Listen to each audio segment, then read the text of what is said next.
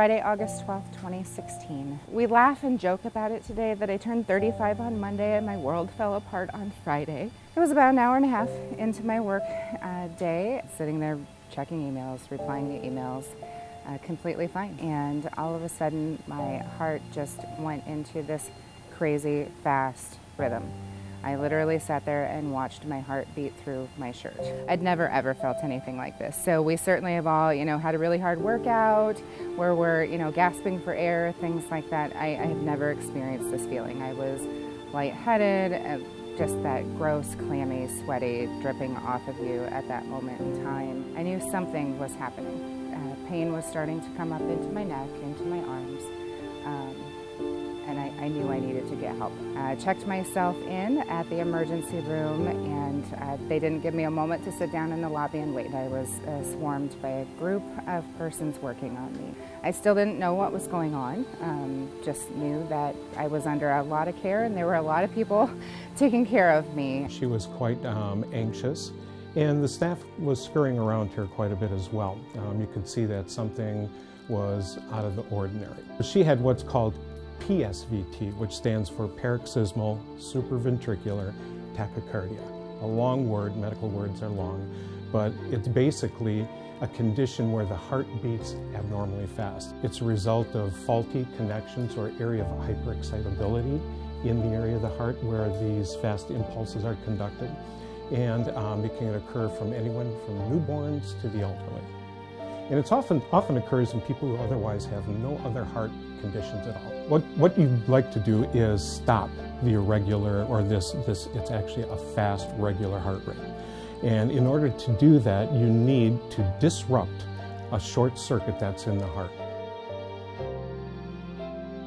It's like your computer. When it freezes up, you turn it off. You reboot it and start it again, and the circuits are cleared and the condition goes away. So cardioversion provides that same kind of idea. It was the craziest feeling. I literally felt the direction that your circulatory system works with that chemical conversion. I felt the warmness go in my arm, through my heart, down my legs, right back up my legs to my heart. For a split second, I felt good. I watched my heart rate drop on the monitor to a very low heart rate, below 50 beats per minute, and then my heart started racing immediately again. To be helpless was scary. My family history is flashing before my eyes. I lost my grandmother to congestive heart failure earlier that year. And I said, I have a whole life left to live still. This isn't my time.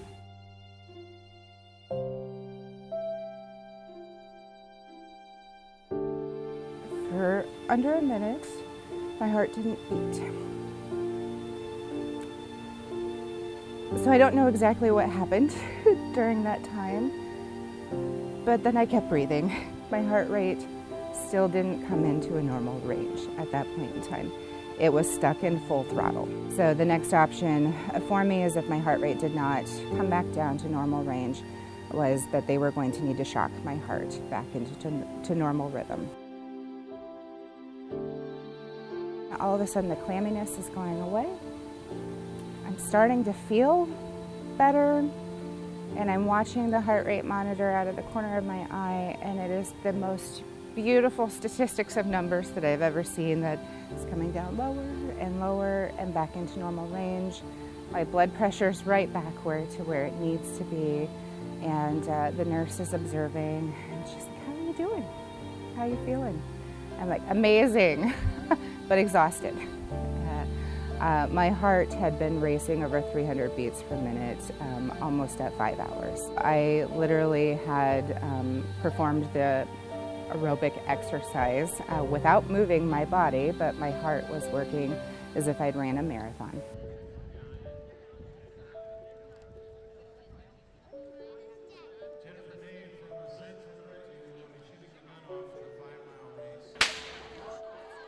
Go, Mom! She's been putting a lot into it lately, training and everything. She's been doing the Couch to 5K app, and it was really scary that day. And since then, you know, we've all been on the food programs and stuff like that. That's her right there. I'm beyond thrilled. Broke what I wanted to by more than 10 minutes. Mile 2, I'm questioning every faith in myself at that point in time, but pushing through at the end, I asked my daughter, I said, let's go do it again. My heart is so strong feeling right now, and that is the most awesome part of it. It's a new lease on life. It's an opportunity to say, why am I going red each day? I started volunteering for the Heart Association in 2009 for my grandmother. That was my why. 2 years later, my daughter had a heart murmur, and we went through all of the testing associated with that, and she has a defect and has a hole in her heart, but thankfully is a pretty common defect and is something that will close by the time that she's 18. I had my grandmother, I had my daughter, and then it became me. People ask me why I go red, and I say I go red for me. My story changed. And that's what we as ladies need to do, is remember to take care of us. We are caregivers, we are coworkers, we are wives, we are moms. We can't do those roles or those jobs without taking care of ourselves first. Heart disease is the #1 killer of people in the United States. And we've made extraordinary strides, but there's still so much ground to cover. And anybody who contributes to the research aspect of cardiovascular medicine and cardiac conditions is doing themselves, their families, and the nation a big favor. It was amazing how quickly that year went, but I am so incredibly thankful. I've probably shed more tears in the last few weeks than what I normally do, but they are absolutely tears of joy that I'm there. I could not have been there. I'm watching my daughter take the field as a cross-country runner. I'm watching her walk through the doors of Bettendorf High School for the first time as a freshman. I'm watching her join the marching band and performing for the first time. And so it's those opportunities to say thank you, that I had the medical team in the right spot that day. I knew that I needed to seek attention, and I couldn't imagine not being there for those moments. My name is Jennifer, and I am a survivor.